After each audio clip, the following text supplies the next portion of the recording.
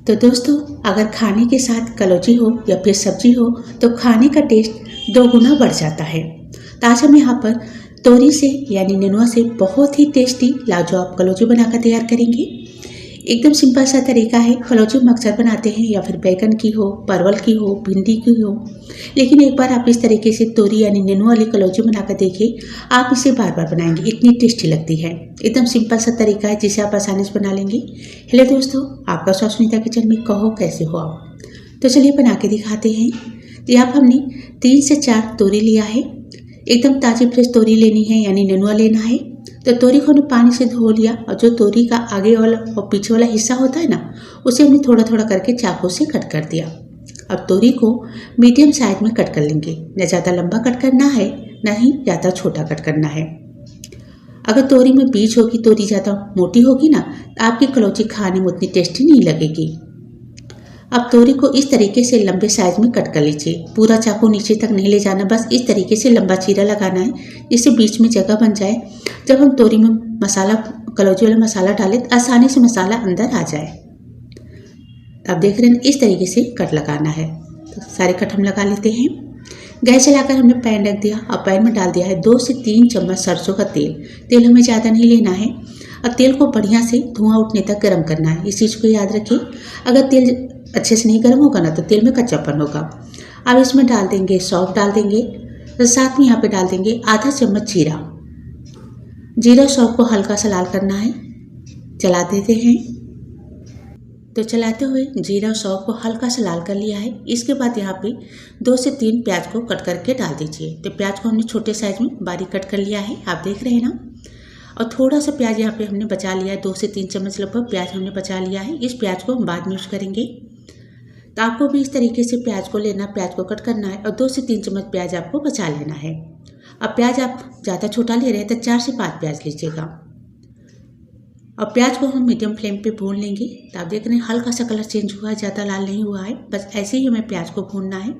लेकिन दोस्तों, यहाँ पे हमसे एक गलती हो गई है, हमें लहसुन डालना था। जब तेल गर्म थी उसी समय हमें लहसुन डाल देना था, तो लहसुन डालना भूल गए, इसलिए अब इस समय हम लहसुन डाल देंगे और थोड़ी देर के लिए प्याज के साथ मिलाते हुए भून लेंगे। लहसुन हमारी हल्की सी भून जाए। तो आपको गलती नहीं करनी है, आपको लहसुन को पहले तेल में डालकर भून लेना है, फ्राई करना है, उसके बाद प्याज को डालना है। तो थोड़ी देर के लिए भून लेते हैं, फिर आपको दिखाते हैं। तो यहाँ पर लगातार चलाते हुए 1.5 से 2 मिनट के लिए लहसुन को भी प्याज के साथ भून लिया है। अब यहाँ पे मसाला डाल देंगे। 1 चम्मच धनिया पाउडर है, आधा चम्मच थोड़ा सा कम जीरा पाउडर है, 1 चम्मच लगभग गरम मसाला है जो हम सब्जी में डालते हैं। और जितना तीखा स्पाइसी आप खाते हैं ना, उस हिसाब से लाल मिर्च का पाउडर या फिर हरी मिर्च को चॉप करके डाल सकते हैं। तो यहाँ पर हमने लाल मिर्च डाल दिया है। मसाला को प्याज साथ मिला देते हैं और गैस को धीमा ही रखना है। पानी वगैरह कुछ नहीं डालना है। 1 से 1.5 मिनट के लिए इस तरीके से चलाते हुए मसाला को आपको भून लेना है, जिससे मसाला भी हमारी भुन जाए। मसाला को भी हमने यहाँ पे धीमे आंच पे भून लिया है। अब यहाँ पे डाल देंगे कलौंजी वाला मसाला यानी अचार का मसाला।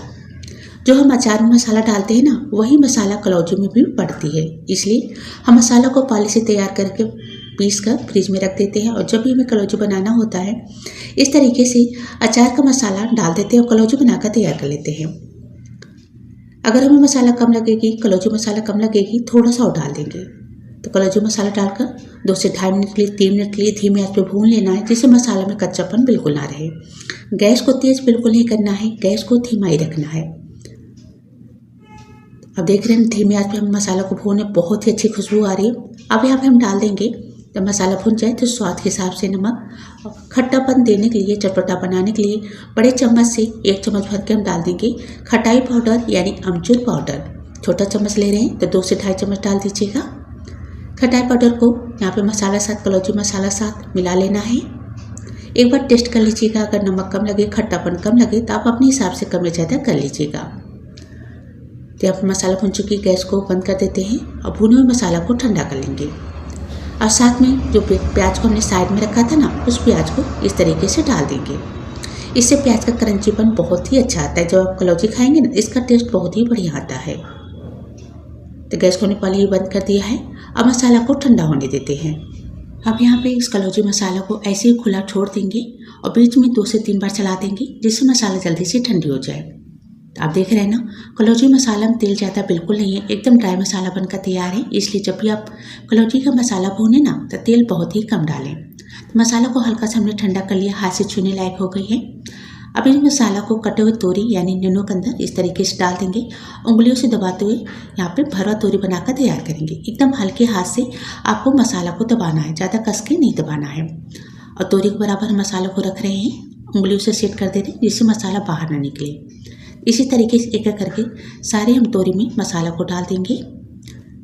तो यहाँ पर हमने तोरी को तैयार कर लिया मसाले के साथ। इसके बाद कपड़ा सिलने वाला आपको धागा लेना है और धागे से इस तरीके से तोरी को 7 से 8 बार टाइट लपेट देना है। जिससे क्या होगा, जब तोरी की कलौजी बनकर तैयार होगी ना, जो तोरी के अंदर हमने मसाला डाला है वो मसाला तोरी के अंदर ही रह जाएगी। यानी सारी तोरी को आपको धागे से लपेट देना, एकदम टाइट लपेटना है।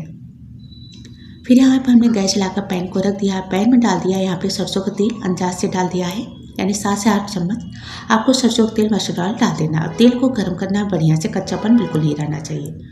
सारी तोरी को डाल दिया, पैन को ढक दिया 4 से 5 मिनट के लिए। बीच में आपको नहीं चलाना है, गैस को लो टू मीडियम रखना है। यहाँ पे कलौजी का मसाला थोड़ी सी बच गई है, तो इस मसालों को हम फ्रिज में रख देंगे। 1 हफ्ते के लिए आप इस मसाला को रख सकते हैं, क्योंकि इसमें हमने प्याज भी डाला है, ज़्यादा दिन के लिए नहीं रखेगा।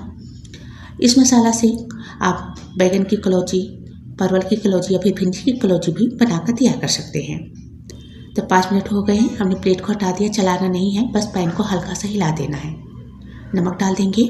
नमक डालने से क्या होगा, नमक पानी छोड़ेगा, उसी पानी साथ यहाँ पे हमारी कलौजी बनकर तैयार हो जाएगी। फिर दोबारा हम 5 से 6 मिनट के लिए ढक देते हैं। अच्छा, अभी चलाना कुछ भी नहीं है, इसी तरीके से 2 से 3 बार आपको ढक कर छोड़ देना है। अब पैन को हल्का सा हिलाना है। कुल मिलाकर यहाँ पे 15 मिनट हो गए हैं। अब यहाँ पे चम्मच लेंगे और चम्मच की सहायता से एक एक करके सारी तोरी को ऊपर नीचे कर देंगे। अगर आपको तेल कम लगे तो तेल को गर्म कर लीजिएगा, साइड से गर्म तेल डाल सकते हैं। पानी आपको बिल्कुल नहीं डालना है। तो धीमे आंच पे 20 से 25 मिनट बाद हमारी तोरी इस तरीके से पककर तैयार है। अगर आप तोरी को मुलायम करना चाहते हैं, अगर आपको लग रही है तोरी कच्ची है ना, तो 5 से 10 मिनट के लिए और पका लीजिएगा। और इस तरीके से कलौजी बनाने में 25 मिनट 30 मिनट का समय लगभग लग जाता है। देख रहे हैं ना, बहुत ही टेस्टी लाजवाब यहाँ पे कलौजी बनकर तोरी की, नेनुआ की बनकर तैयार है। तो आप इस तरीके से कलौजी बनाइए, बहुत ही टेस्टी लगेगी। अगर रेसिपी पसंद आई है तो लाइक से सब्सक्राइब जरूर कर दीजिएगा। मिलते हैं नए वीडियो में।